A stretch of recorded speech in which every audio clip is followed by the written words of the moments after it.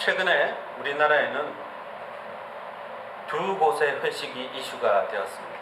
아마 짐작하는 분도 계실 텐데, 하나는 여자 국가대표 배구팀의 회식입니다. 지난 2014년에 아시안게임 우승을 했는데, 우승 후에 가졌던 회식이 김치찌개 집에서 회식을 했다고 합니다. 동네 조기축구의 회식보다 못하다고 해서 국민들이 비난하고 질타를 퍼부었더니 배구협회가 이번에는 좀 제대로 회식을 해주겠다고 했는데, 리우 올림픽에서 굉장히 선전을 했음에도 불구하고 물론 입상은 못했습니다. 그러나 이 배구 대표팀이 돌아왔는데도 역시 이런저런 이유로 회식을 안 하고 있다가 이제 국민들로부터 집중 포화를 맞았어요. 쪼잔하기 이를 데 없는 배구협회 대신에 그 선수 중에 한 명인 김연경 선수가 있습니다. 이 선수가 아시안게임 끝나고 김치찌개 집에서 하도 기가 막히니까 그 선수들을 다 데리고 자기가 레스토랑에 데려가서 회식을 시켜줬다고 합니다. 키만큼이나 아주 통이 큰 그런 선수였던 것 같습니다.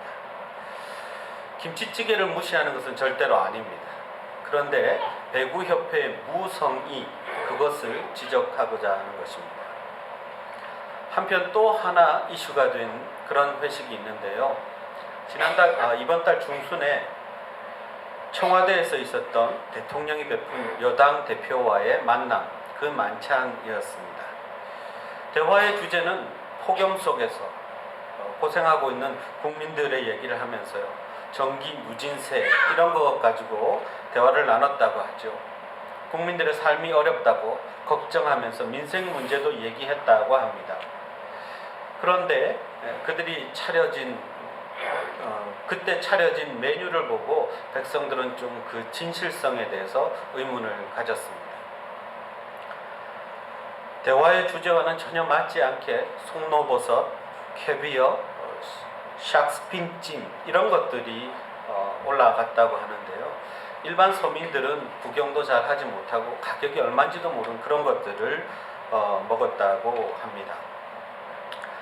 그걸 보고 국민들이 좀 더 더워했고 분통도 터지고 그랬다고 하는데요. 대통령과 정치인들이 비싼 음식을 먹는 것이 절대로 문제가 되지는 않습니다. 그런데 국민들이 겪는 고통에 대해서 둔감한 모습, 그리고 그저 국민들의 고충을 반찬거리 삼아 얘기하는 것으로 지나갔다는 데 대해서, 그것에 대해서 백성들은, 그리고 국민들은 분노하고 화를 내는 것 같습니다. 회식이나 파티를 봐도 거기에 모든 메뉴와 그 모든 순서와 그런 것들을 보면서 사람들은 그 주인의, 호스트의 인격과 성격과 품격을 느낄 수 있습니다. 그 마음 씀씀이가 그곳에 다 드러나기 때문입니다. 한글 성경에서는 파티라는 말 대신에 모든 회식이나 파티를 잔치라고 표현합니다. 이 잔치도 그 잔치를 주최하는 주인에 따라서 잔치의 목적이나 의도나 마음, 그리고 그 잔치의 결과까지도 판이하게 달라지는 것을 볼 수 있습니다. 오늘 우리는 페르시아에 있었던 왕의 잔치를 하나 보게 됩니다. 그리고 예수님께서 참여하셨던 잔치, 그리고 말씀하셨던 잔치를 보게 될 것입니다. 이 두 잔치를 비교해 보면 그 잔치에 담겨 있는 목적과 의도와 그 결과까지도 매우 다르다는 것을 우리가 볼 수 있게 될 것입니다. BC 480년에서 460년간에 페르시아 왕 아하수에로가 잔치를 열었습니다. 오늘 본문은 바로 그 이야기입니다. 이 아하수에로 하면 여러분 발음하기가 좀 길고 어려울지 모르겠습니다. 근데 잘라서 아하 왕이라 해도 좀 어색하고, 에로 왕이라 하면 더 어색하고, 그래서 그냥 아하수에로 왕이라고 하겠습니다. 근데 이 왕이 누구냐면, 여러분 영화 300 보셨습니까? 그 300에 화면을 다 채울 정도로 위압적인 모습으로 등장하는 페르시아의 왕, 온갖 귀걸이 장식을 다 하고 등장하는 그 왕이 바로 이 아하수에로 왕입니다. 이 아하수에로 왕이 180일 동안 잔치를 했습니다. 즉 반년 동안 잔치를 한 것이죠. 이것은 그가 얼마나 막강한 부와 권력을 가졌는지를 보여주는 것입니다. 성경에 그렇게 기록되어 있습니다. 모든 신하들과 지방 귀족들까지 다 불러서 자기가 가진 권력이 얼마나 큰지, 자기가 가진 부가 얼마나 창대한지를 보여주기 위해서 이 잔치를 벌였다는 거죠. 계절마다 궁을 바꾸어가면서 잔치를 했습니다. 그래서 오늘 등장하는 장면은 겨울 궁전입니다. 겨울에도 계속해서 잔치가 열렸다는 것이죠. 이 잔치가 열린 목적을 4절 말씀은 정확하게 얘기합니다. 아하수에로 왕의 권력과 부를 과시하는 목적이었다. 그렇게 이야기합니다. 그래서 온갖 금은 장식이 다 등장하고 수많은 테이블들이, 파티 테이블들이 각양각색으로 등장합니다. 왕의 부귀를 상징하는 것이죠. 180일 동안이나 이어진 이 잔치에는 수많은 사람들이 참석했습니다. 근데 한 사람이 180일 동안 같은 잔치에 참여한 것이 아니고요. 나라 각 주변에 있는 곳에서 백성들을 불러 모아서 그렇게 했다는 것입니다. 그러니까 사람들도, 왕의 권력 아래 있는 사람들도 얼마나 많았는지를 알 수 있습니다. 그런데 여기에 그치지 않고 180일의 잔치가 끝났는데 또 7일 동안 가든 파티를 열어서 사람들과 함께 금잔을 기울이고 있는 것이죠. 잔도 럭셔리하게 이를 데가 없고 모양도 너무너무 화려하고 더구나 어주가 한이 없었다. 이 말은 왕이 제공하는 술이 끝도 없이 나오고 있었다는 것입니다. 혹시 부러워하는 분이 있을까봐 더 묘사하지는 않겠습니다. 왕이 베푼 잔치를 스케치한 모습이 바로 이런 모습입니다. 그런데 이 잔치는 왕의 부와 권력을 과시하는 것 외에도 다른 목적들이 또 있었습니다. 여기에 초대받은 사람들이 페르시아가 이미 점령한 나라의 속국의 신하들이나 백성들입니다. 그래서 이 사람들 데려다 놓고 한번 쫙 보여주면 이렇게 위대한 나라에 감히 내가 반기를 들 수 있을까? 반란을 일으키고자 하는 마음들을 다 잠재우는 데에 이 잔치의 목적이 있었던 것입니다. 고도의 정치적인 계산이 이 잔치에는 있었다는 얘기입니다. 또 이 잔치는 부와 권력을 과시하고 반란을 잠재우는 외에 또 하나의 목적이 있었습니다. 그것은 우리가 역사적인 배경 속에서 추측해 볼 수 있는데요. 아하수에로 왕의 아버지였던 다리우스 왕이 있습니다.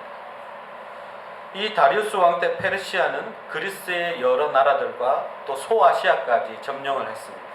근데 가끔 반란을 일으키는 도시들이 있어서 잘 진압을 했는데 이 반란자들을 도와주는 도시들이 있었습니다. 그게 바로 아테네와 에레트리아라는 곳인데요.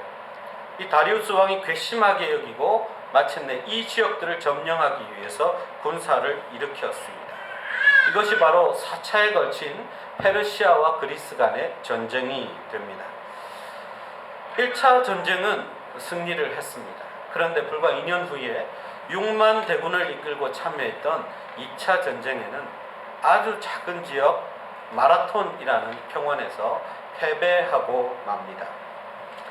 그래서 다리오 왕이 어떻게 해서든 다시 침공하려고 계획을 세우다가 죽고 맙니다.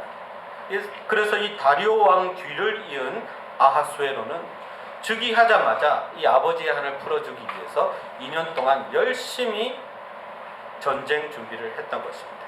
그리고 3년째가 되자 자기 휘하에 있는 모든 작은 도시의 왕들을 다 불러서 어떻게 전쟁을 치를 것인지 그 군사적인 목적에서 이 사람들을 불러 모아서 잔치를 열었습니다. 오늘 본문에 등장하는 바로 이 잔치가 역사적으로 그때에 이루어진 잔치라고 보여지는 것입니다. 그러니까 많은 속국의 왕들 불러서 정치적인 목적, 군사적인 목적으로 잔치를 열고 있는 것입니다. 여러분, 하지만 가끔 의외의 일도 일어납니다.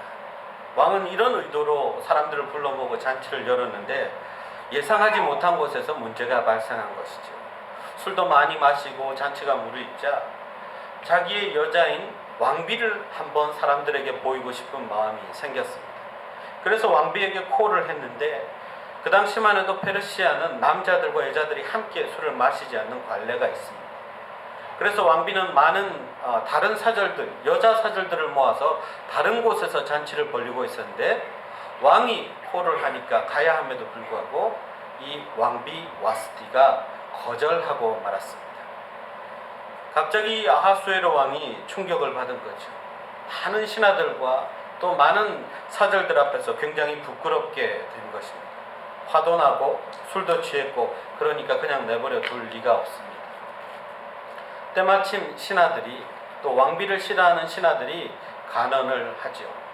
이 왕비를 폐해야 합니다. 그런데 여러분 이 왕비를 폐하라고 하는 그 이유가 정말 유치하기 짝이 없습니다. 왕의 명령을 왕비가 거절하면 이 땅의 많은 여인들이 자기 남편을 아주 우습게 본다는 것입니다. 이렇게 말도 안 되는 유치한 이야기를 했음에도 불구하고 왕이 이 이야기를 받아들여서 왕비를 폐위시키고 맙니다. 한 사람을 자르는데 그것도 왕비를 쳐내는데도 너무 어이없게 이 모든 일들이 이루어졌다는 것입니다. 중대한 사안임에도 불구하고 너무 쉽게 이런 일들이 처리되고 맙니다. 여러분 마가복음 6장을 보면 유대 분봉왕 헤롯이 잔치를 하나 엽니다. 이것도 역시 세상 임금이 여는 잔치의 특성을 그대로 가지고 있습니다. 어떤 계집아이가 춤을 잘 췄는데 너에게 상으로 뭘 줄까 그러니까 이 계집아이가 엄마의 말을 듣고는 세례 요한의 목을 달라고 얘기합니다. 왕이 상을 주겠다고 했으니까 자기 체면 때문에 자기 위험 때문에 어쩔 수 없이 세례 요한의 목을 쳐서 그 목을 쟁반에 담아서 줍니다. 예수님께서 세례 요한보다 큰 자가 없다고 그렇게 칭찬하셨던 그런 세례 요한입니다. 여자가 낳은 자 중에 이만큼 큰 자가 없다고 칭찬하셨던 세례 요한인데 그 잔치 여흥 가운데 잘못된 결정 그것 때문에 세례 요한은 목숨을 잃었습니다. 그러니 여러분 이게 잔치가 행복한 잔치입니까? 아니면 끝까지 긴장을 놓칠 수 없는 그런 잔치입니까? 세상의 잔치는 긴장의 연속입니다. 자칫 잘못하면 그 자리에서 목이 달아날 수도 있는 그런 잔치입니다. 어떻게 진짜 잔치라고 할 수 있겠습니까? 그런데 성경에는 전혀 다른 잔치도 우리에게 소개되고 있습니다. 예수님께서 참여하셨던 잔치입니다. 예수님은 첫 기적을 어디서 일으키셨냐면 가나의 혼인잔치에서 그 기적을 일으키셨습니다. 그런데 그 잔치와 그 기적은 예수님이 자기를 자랑하거나 혹은 누구를 굴복시키거나 하는 그런 목적이나 의도가 전혀 아니었습니다. 만약 그런 의도였다면 예수님이 겨우 물로 포도주 만드는 정도로 기적을 베푸셨을까요? 모세는 강물을 다 피로 만들어 버렸습니다. 홍해라는 바다를 갈랐습니다. 아니 그 정도는 돼야 사람들이 놀라고 굴복하죠. 겨우 물을 포도주로 만드는 거 가지고 뭘 하시겠다는 것입니다. 뭘 하겠다는 것입니까? 예수님의 목적은 그게 아니었다는 것이죠. 발 씻는 허들의 물이 최상급의 포도주가 된 것처럼 예수님이 베푸는 잔치에 참여한 사람, 예수님을 만난 사람들은 그 인생이 가치 없고 보잘것없는 인생에서 최상의 인생으로, 최고의 인생으로 바뀐다는 것을 예수님은 보여주고 싶으셨던 것입니다. 예수님이 함께 하시는 잔치에 우리가 참여하면 우리의 인생은 그 가치가 달라진다는 것입니다. 또 예수님은 천국 비유를 가르치셨습니다. 천국은 잔치에 비유되고요. 그 천국에 가는 것, 잔치에 참여하는 것은 구원받는 것으로 설명을 하셨습니다. 예수님께서 예를 드셨죠. 잔치가 열려서 사람들을 초대합니다. 그런데 오지 않습니다. 이 핑계 저 핑계 대면서 오지 않으니까 억지로 지나가는 사람들 불러 모아서 그 사람이 어떠한 사람이든 간에 예복을 입혀서 그 잔치에 참여시킵니다. 그리고 그 뜻을 풀어주셨죠. 죄를 지었던 안 지었던 그 사람이 어떤 사람이건 간에 예수 그리스도의 의로 옷 입기만 하면 누구든 그 잔치에는 받아들여지고 하나님 나라에 포함된다는 것을 예수님께서 말씀하셨습니다. 그러므로 하나님의 구원잔치는 세상의 잔치처럼 의도가 순수하지 못한 그런 잔치가 아니라 하나님 나라의 자녀로 자기의 자녀들을 받아들이는 잔치입니다. 이 천국 잔치 가운데서 구원의 놀라운 사건이 일어나고 천지 만물의 창조자이신 하나님께서 우리를 그의 자녀로 삼으시는 그런 일들이 일어난다는 것입니다. 놀라운 영광과 축복 속에 살아가도록 우리를 회복시키시는 잔치가 바로 천국 잔치입니다. 여러분, 어떤 축복인지 아십니까? 누가복음 15장 보면 탕자의 비유가 나오죠. 거기에서 아버지는 돌아온 아들을 위해 잔치를 열어줍니다. 둘째 아들 놈이 아버지 재산 중에 어차피 나에게 돌아올 거 좀 미리 달라고 가부를 해서 재산을 받아서 나갑니다. 그런데 신용 불량자가 되도록 부어라 마셔라 하면 그 돈을 다 날려버리죠. 그리고 아버지께 돌아옵니다. 그런데 놀랍게도 아버지는 그 아들을 꾸짖지 않습니다. 그 죄를 따지고 그동안 쓴 돈 다 물어내라, 너 이미 호적에서 봤다, 그렇게 이야기하지 않습니다. 이 아들을 위해서 가장 좋은 옷을 입혀주고 그리고 살찐 송아지를 잡아서 최고의 잔치를 열어줍니다. 그것이 바로 아버지의 마음입니다. 그것이 바로 우리 하나님이 이 세상에 흩어져 있는 자기 백성들을 다시 불러놓으셔서 하나님의 자녀로 삼으시는 그 모습을 그대로 보여주는 것입니다. 그 축복의 제일 먼저는 용서입니다. 조건 없는 용서입니다. 우리에게 아무 조건이 없어도 용서하시는 용서의 축복을 허락하십니다. 그리고 하나님의 자녀로 삼으시고 하나님께서 정성껏 잔치를 열어주십니다. 하나님이 열어주시는 최상의 잔치가 열리는 것입니다. 여러분, 어떤 잔치에 우리가 참여하면 좋겠습니까? 우리는 매일 어떤 잔치에 참여할지 도전을 받습니다. 하나님은 매주 예배나 그리스도인들의 모임을 통해서 우리에게 하나님이 주인 되시는 잔치를 여십니다. 그리고 하나님이 준비하신 것들을 은혜로 우리에게 주십니다. 우리가 먹을 영적인 양식들을 풍성하게 차리십니다. 찬양으로 우리의 삶에 기쁨의 생수가 넘쳐나게 하시고요. 또 용서의 감격은 물론 구원의 기쁨도 맛보게 하시고요. 우리가 꼭 먹어야 할 영적인 양식으로 우리에게 생명을 불어 넣으십니다. 우리는 그 잔치를 선택해야 합니다. 그것을 먹어야 우리의 영이 살아나고 영적인 건강이 회복됩니다. 하나님을 예배하는 자리, 하나님의 임재가 있는 자리, 그 천국 잔치를 우리는 절대로 놓쳐서는 안 됩니다. 그런데 세상의 잔치를 소망하는 사람들이 있습니다. 그런 사람들이 세상의 잔치를 소망하고 동경하는 사람들이 모이면 아무리 타이틀이 이게 천국 잔치고 하나님의 잔치라 해도 그 모습은 그저 세상의 잔치처럼 되어가는 것을 보게 됩니다. 장소나 타이틀이 그 모임을 결정하는 것이 아니라 그 모임에 참석하는 사람들의 그 신앙의 인격이 그것을 좌우하기 때문에 그렇습니다. 배구협회의 회식이나 또는 청와대의 만찬이 이름과 취지에 맞는 격을 갖추지 못했기 때문에 사람들에게 비난을 듣는 것처럼 장소와 타이틀이 중요한 게 아닙니다. 거기에 참여한 우리들의 신앙의 인격이 하나님 모시기 합당한 그런 인격이 되어야 한다는 것입니다. 예전에 제가 어느 살아있고 매우 활기찬 교회를 방문했고 그 교회에 대해서 조금 연구를 해본 적이 있습니다. 그 교회에서 사용하는 슬로건이 있는데 매우 인상적이었습니다. 그 슬로건은 가르치든지 배우든지 하라는 것입니다. 이것은 양육을 하든지 양육을 받든지 둘 중에 하나 하라는 거예요. 두 개만 딱 있는 것 같고 굉장히 심플하고 파워가 있는 그런 슬로건이었습니다. 잘 만든 슬로건인데요. 같은 뜻에서 이렇게도 이야기합니다. 보내든지 떠나든지. 이 슬로건은 뭘까요? 선교에 대해서 말하는 것입니다. 본인이 선교사로 가든지 아니면 선교사를 후원하고 돕고 기도하는 일을 잘 하라는 것입니다. 근데 제가 최근에 친구 목사님과 카톡을 하면서 그 목사님의 그 카톡에 걸려있는, 대문에 걸려있는 슬로건을 봤더니 이끌든지 따르든지 그렇게 적어 놓았습니다. 이끌든지 따르든지. 사실은 하나가 더 있었어요. 그게 뭐냐면 이끌든지 따르든지 비키든지. 아마 이 목사님이 굉장히 스트레스를 받고 계셨나 봐요. 근데 여러분, 우리는 이끌든지 따르든지 배우든지 가르치든지, 또 뭐였죠? 제일 처음에 뭐 말씀드렸죠?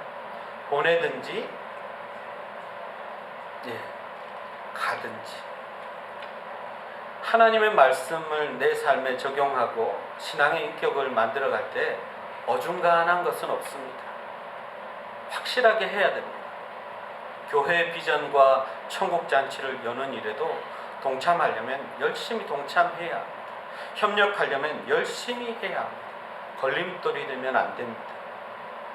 우리 생명의 길 교회 성도들은 천국잔치에 합당한 말과 신앙 인격을 갖춘 그런 성도들인 줄 믿습니다.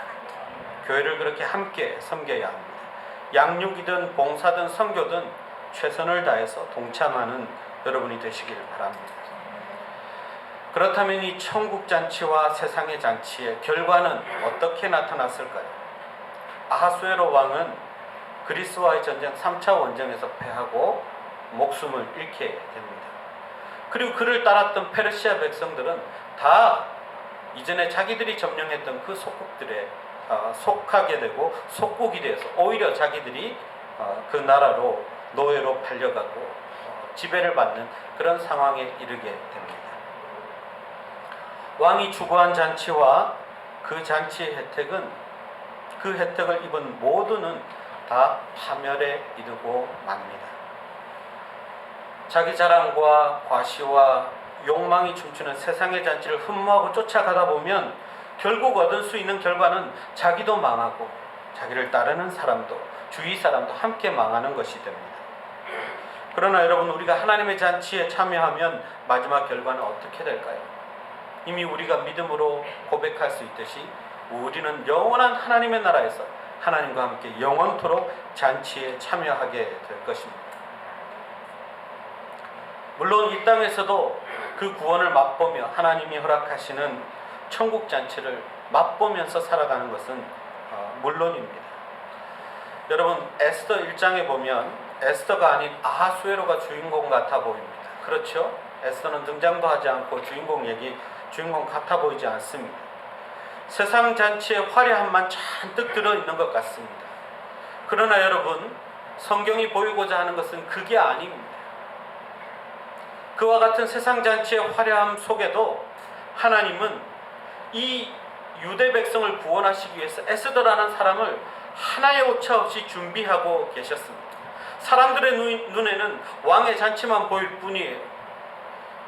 그러나 하나님은 그 뒤에서 이 백성들을 구원하기 위한 절차를 하나하나 진행하고 계셨습니다. 진짜 역사인 하나님의 역사는 숨겨져 있고 세상의 역사는 우리들 앞에 잘 보인다는 것입니다. 그렇습니다. 하나님의 백성들은 이 세상의 잔치에서 소외받을 수 있습니다. 이 세상의 그 화려한 잔치에 잘 끼지 못할 수도 있고요. 왕따를 당할 수도 있고요. 심지어 차별을 받을 수도 있습니다. 우리가 미국 땅에서 그렇게 지낼 수도 있다는 것입니다. 그러나 여러분, 너무 낙심하거나 부러워하지 마십시오. 우리는 천국잔치의 주빈으로 초대받은 사람들입니다. 우리는 천국잔치의 VIP입니다. 하나님의 잔치는 우리가 주인공입니다. 절대로 세상의 화려한 잔치에 그것을 바라보면서 동경하고 눈길 주고 그럴 필요가 없습니다. 이진법이라는 것이 있습니다. 0과 1이라는 숫자로만 계산이 되는 것을 말하죠. 모든 것을 0과 1로 표현합니다. 세상 잔치가 주는 화려함과 부귀영화, 자기 자랑은 아무리 많아도 제로에 불과합니다. 제로입니다. 여러분, 0이 아무리 많아서 영이 100개가 있다 하더라도 그 가치는 제로입니다. 0입니다. 무가치입니다. 그런데 1은 하나님의 숫자입니다. 유일하신 하나님, 한 분이신 하나님을 상징하는 것이 1입니다. 이 1이 그 제로 앞에 붙느냐 뒤에 붙느냐는 천지 차이입니다. 이 1이 앞에 붙으면 그 모든 가치 없던 제로들이 엄청난 가치로 바뀝니다. 하나님은 우리 인생의 넘버원이어야 합니다. 내 인생 앞에 하나님이 계셔야 합니다. 부귀영화를 포기하라는 말이 아닙니다. 그 모든 부귀영화, 재물, 내가 자랑하는 모든 것들 앞에 하나님이 계셔야 한다는 것입니다. 그때 우리의 삶은 하나님이 의도하신 대로 세상의 그 어떤 것들보다 가치 있는 존재로, 가치 있는 인생으로 바뀌게 되는 것입니다. 여러분, 세상 잔치의 화려함에 현혹되지 마십시오. 하나님의 잔치에 있는 풍성한 그 모든 은혜들을 여러분의 것으로 만드십시오.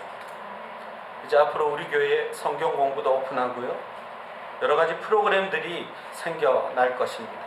그 모든 것은 여러분이 무한대로 참여할 수 있습니다. 왜냐하면 여러분의 멤버십이 VIP이기 때문에 그렇습니다. 하나님의 천국 잔치에서 여러분은 VIP입니다. 세상의 잔치까지 그 정도의 눈길도 주지 마십시오. 세상의 화려한 잔치를 동경하고 유혹하지 않고 오직 천국 잔치에 참여하고 그 천국 잔치에 많은 다른 이들을 초대하고 이끄는 우리 성도들이 다 되시기를 주님의 이름으로 축원합니다. 기도하겠습니다.